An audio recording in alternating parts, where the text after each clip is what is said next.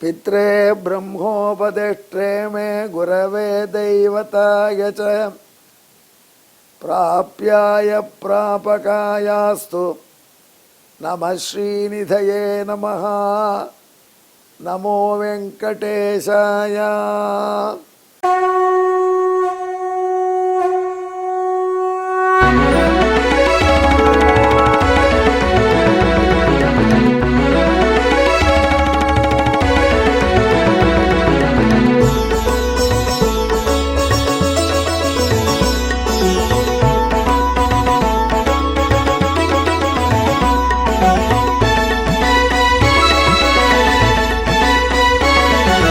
सहस्रनामं सहस्रनामं श्रीवेंकटेश सहस्रनामं सहस्रनामं सहस्रनामं श्रीवेंकटेश सहस्रनामं।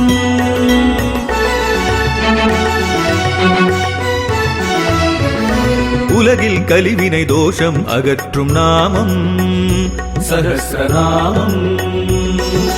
உயர்வுகளை வாழ்வில் அளிக்கும் நாமம் சஹஸ்ரநாமம். திருமலையில் தினம் அர்ச்சனை நடைபெறும் நாமம் சஹஸ்ரநாமம். திருவேங்கடனின் தரிசனம் காட்டும் நாமம் சஹஸ்ரநாமம். सहस्रनामं सहस्रनामं श्रीवेंकटेश सहस्रनामं सहस्रनामं सहस्रनामं श्रीवेंकटेश सहस्रनामं। வசிட்டர் நாரத பகவான் சொல்வதை ரசித்து கேட்கிறார். நாரத பகவான் திருவேங்கடமுடியானுடைய திருநாமங்களின் 1000 தொகுப்பை சொல்லிக் கொண்டு வருகிறார்.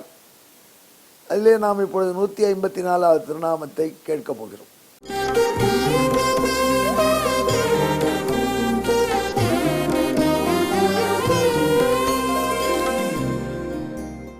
இந்த பிள்ளைகளுக்கு உபநயனம் செய்துவிட்டு பூணூல் கல்யாணம் செய்த பொழுதும் இடுப்பிலே மோஞ்சி புல்லாலே ஆன பெல்ட்டு, அதாவது மேக்கலை, அதை இடையணியை அணிவிப்பார்கள்.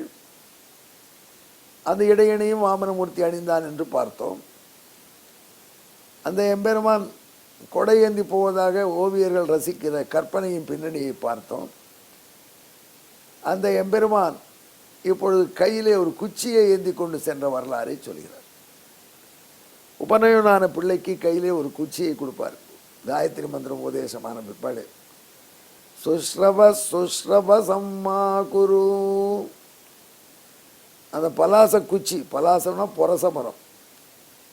இந்த பொரச மரத்தின் சிறப்பை நீங்கள் பார்த்திருப்பீர்கள். அது கொத்தில் 3 இலையாக வரும். அந்த 3 இலையில் 2 இலையில் நடுவில் ஒரு கோடு வருமே, அது பைசெக்டராக இருக்காது. ஒரு பக்கம் அதிகம், ஒரு பக்கம் குறைச்சல் என்ற பரப்பில் வரும். அதனுடைய நடு இலையில் மட்டும் கரெக்டாக சென்டரில் போகும். அது ஒரு அமைப்பு இயற்கையில். அந்த நெடு இலையில் தான் நாம் ஹோமத்திற்கெல்லாம் பயன்படுத்தும். இந்த சைடில் இல்லை, ஒரு பக்கம் கிராஸாக இருக்கக்கூடிய இலையை டிவைட் பண்ணக்கூடிய கோடு உடைய இலையை கூட பயன்படுத்தக்கூடாது. அதனால் மத்தியமேன பரணேன என்று நெடு இலையில் தான் அந்த ஏற்றம் உண்டு. 3 இலையாக கொத்தா வருவது பலாச மரத்துக்கு ஒரு தனி தன்பு. அந்த பலாச மரத்தின் குச்சியை அந்தண பிரம்மச்சாரிகள் ஏந்த வேண்டும் உபநயனமான பிற்பாடு. அதே சமயத்தில் அரசபுத்திரர்களானால் அவர்கள் அரச மரத்தின் குச்சியை பயன்படுத்த வேண்டும். இப்படி அவரவர்களுக்கு ஒரு தண்டம் சொல்லியிருக்கு. இந்த தண்டம் இடுப்பிலே எப்பொழுது, கையிலே எப்பொழுதும் பிரம்மச்சாரிக்கு இருக்க வேண்டும்.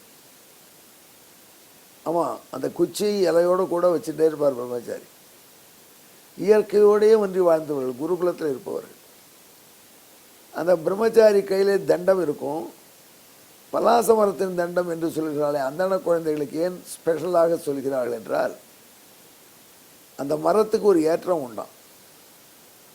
ஒரு காலத்தில் தேவர்கள் ஒரு சோலையில் உட்கார்ந்து பிரம்ம விசாரம் செய்தார். பிரம்ம விசாரம்னா தெரியுமா?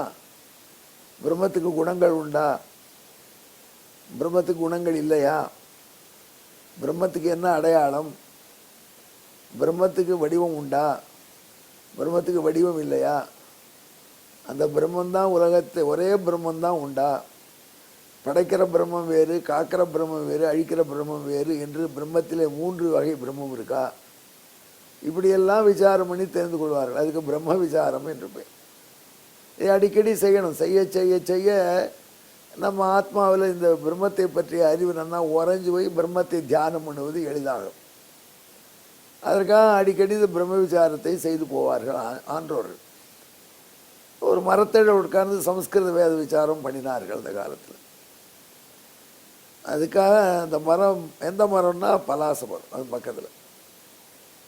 இதை போல் இன்னொரு மரம் இருக்குது திருவரங்கத்தில், புன்னை மரம். அதான் ஸ்தலவிருட்சம் பகவான் ரங்கநாதனுக்கு, சந்திர புஷ்கரணி கரையில் இருக்கு. அந்த காலத்தில் ராமானுஜர் காலத்தில் அந்த சந்திர புஷ்கரணி கரையில் உள்ள அந்த புன்னாக விருட்சம் இருக்க, அதனை ஒற்றி உட்கார்ந்து தமிழ் வேதத்தை ஆராயவர். ஆழ்வார் எம்பெருமானை பற்றி பாடுகிறாரே, எம்பெருமானுடைய எளிமையை பாடும்பொழுது ஆழ்வார் மனமுருகிறாரா, எம்பெருமானுடைய நீர்மையை பாடும்போது எப்படி அனுபவிக்கிறார் என்று அவர்கள் தமிழ் வேத விசாரம் பண்ணுவார்கள். இந்த 2 மரங்களுக்குள்ளும் அதிருஷ்டம் பாரு. பலாசமரம் சம்ஸ்கிருத வேத விசாரத்தை கேட்டது. திருவரங்கத்திலே சந்திரபுஷ்கரணி கரையில் உள்ள புன்னை மரம் தமிழ் வேதத்தின் விசாரத்தை கேட்டது, ஆய்வை. அந்த ஆய்வை கேட்டு அந்த சம்ஸ்கிருத வேதத்தினுடைய ஆய்வு பிரம்ம விசாரத்தை கேட்டு அந்த மரமே செழிப்பாயிடுதான். தேவாவை பிரம்மன் அவதந்த, பிரம்மத்தை விசாரம் பண்ணினார்கள் தேவார்கள். தத் பர்ண உபாசனோ, அதனை அந்த பர்ணம் என்று சொல்லக்கூடிய பலாச மரம் கேட்டது. கேட்டதுனாலே அதுக்கு தனி தெய்வீக சம்பத்து வந்துவிட்டு, அதில் கேட்பது நல்ல விஷயத்தை கேட்பவன் என்று அந்த மரத்துக்கே சுஸ்ரவஸ் என்று பெயர். நல்ல காதை உடையது. இப்பொழுது இங்கே நீங்கள் உட்கார்ந்திருக்கிறீர்கள், வெங்கடேச சஹஸ்ரநாமம் கேட்கிறீர்கள், நல்ல காதை உடையவர். வெங்கடேச சஹஸ்ரநாமத்திலே திருநாமத்தை விளக்கக்கூடிய சித்திரங்களை பார்க்கிறீர்கள், நல்ல கண்ணை உடையவர். அப்படி நல்ல காதை உடையவர்களாக அந்த மரங்களே ஆயின. அதனால் அந்த மரத்தினுடைய குச்சியை கையில் வைத்திருந்தால் நானும் நல்ல விஷயத்தை காதால் கேட்பேன், அந்த நல்ல விஷயமாகிற அந்தணர் செல்வத்தை அந்தணர் மாட்டு அந்தி வைத்த மந்திரத்தை பாதுகாப்பேன் என்று சொல்லி அந்தண பிள்ளை உரையினத்தின் பொழுது பலாச தண்டத்தை, பலாச குச்சியை கையில் ஏந்துகிறான். அந்த குச்சியை ஏந்தி கொண்டு ஒரு கையிலே பலாச குச்சி, அதன் கீழே கமண்டலு, இன்னொரு கையில் கொடை, இடிப்பிலே மௌஞ்சி புல், நம்ம குள்ள வாமனன் நர்மதை நதிக்கரையை நோக்கி போகிறான். அதை கண்டினாலே பார்க்கிறீர்களா?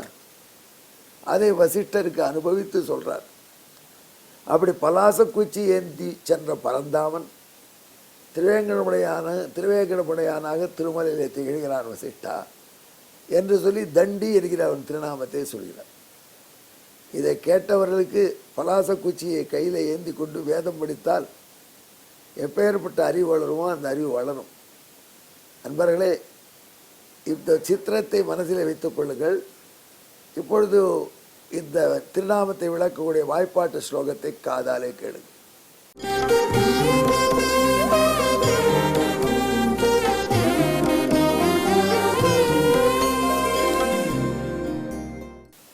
பலாசக்லுப்தம் பரமஹம்ச தண்டம் बिभ्रत भुवा अद्भुत दर्शनोसौ, बिभ्रत बभू अद्भुत दर्शनोसौ, पलाशदंडे निपुणत्वयुक्तः தண்டீதி நாம்னா முனிபிருந்தவந்தியா. தண்டத்தை கையிலே ஏந்து போகிறாரே, நீ தண்டி என்று சில ரிஷிகள் சொன்னார்களாம் அவனை பார்த்து. ஆமாம், தண்டனை கொடுப்பவனும் தண்டி தானேன்னு அவன். யாருக்கு? பலாசர்களுக்கு.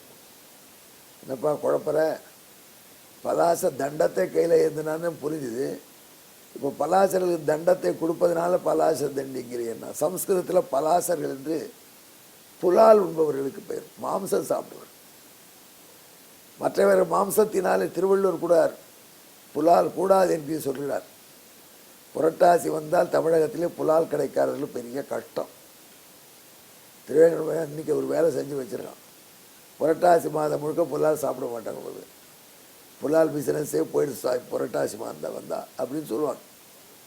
அதை மீறிவிட்டார்கள். இப்பொழுது கலாச்சாரத்தை அழிப்பதே ஒரு கலாச்சாரமாக கொண்டு காணா போயிடுது. அது வருத்தப்பட வேண்டிய விஷயம். திருவள்ளுவர் நாயனார் புலால் சாப்பிடக்கூடாது என்று சொன்னார். நல்ல விஷயங்கள். அப்படி புலால் மறுப்பது புரட்டாசியின் புரிதத்தை காப்பதற்குங்கிறாங்க. அந்த மாம்சத்தையே சாப்பிட்டு சாப்பிட்டு தங்கள் மாம்ச வளர்ச்சிக்காக மற்ற உயிர் ஜீவியங்கள் மாம்சத்தை கொண்டு சாப்பிடுகிறார்களே, அப்போ ஏற்பட்ட அரக்கர்களுக்கு, அரக்க மனோபாவம் உள்ளவர்களுக்கு பெயர் என்னன்னு கேட்டால் பலாசர்கள். பலம் என்று சமஸ்கிருதத்திலே மாம்சத்துக்கு, ஊனுக்கு, புலாலுக்கும் பெயர். அப்படி பழத்தை சாப்பிடக்கூடிய அரக்க பிறவிகளை அழிக்கவன், அவர்களுக்கு தண்டனை கொடுப்பவன். ஆகையினாலே பகவான் பலாச தண்டியாக இருப்பதும் பொருத்தம்தான் அர்த்தம். எது எப்படியோ பலாச மரத்தின் குச்சியை இழுந்து பாறை பூமியை யாச்சகம் வாங்குவதற்கு போன வாமனனை நினைத்து பார்த்து வசிஷ்டருக்கு நாரதர் சொன்னதை நெஞ்சிலே வைத்து கொள்ளுங்கள். நாமும் நம்ம நாக்காசையினால் புலால் உண்பது போதைப் பொருளை ஏற்படுவது போன்ற செயல்களிலிருந்து நம்மை திருத்தி கொள்ளலாம். அதற்கு திருவேங்கடம் அருள் செய்வான். நண்பர்களே, இந்த தண்டி என்கிற திருநாமத்துக்கு நான் வாய்ப்பாட்டு ஸ்லோகத்தை பார்த்தீர்கள். இப்பொழுது தமிழ் பாசுரத்தையும் பாருங்கள். பலாசமரத்தின் பரவிடு தண்டம் ஏந்தி பார்க்க அழகாய் திரிந்தான் பரமன், பலமெனும் முன் விரும்பிகளை தண்டிப்பான் தண்டி திருவேங்கடவன் தானே. தண்டினே நமஹா. நமோ வெங்கடேசாய.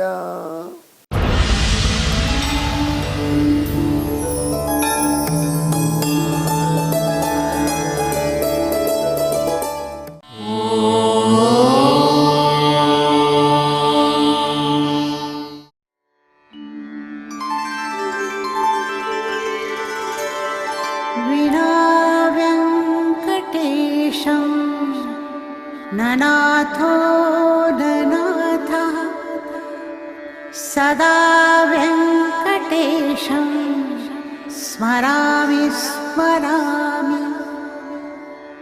हरे वेङ्कटेश प्रसीद प्रसीद. प्रियं वेङ्कटेश प्रयच्छ प्रयच्छ.